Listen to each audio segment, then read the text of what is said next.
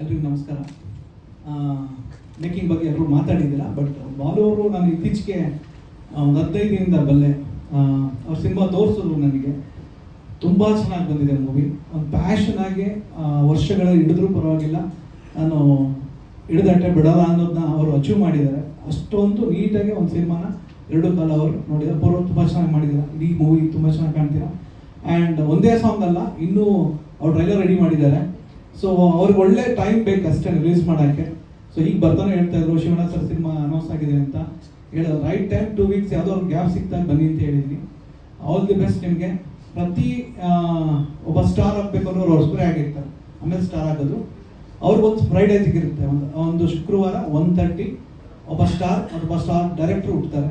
ಆ ಅವಕಾಶ ನಿಮಗೂ ಸಿಗಲಿ, ಒಬ್ಬರವ್ರಿಗೂ ಸಿಗಲಿ ಅಂತ ಕೇಳ್ಕೊತೀನಿ. Thank you so much.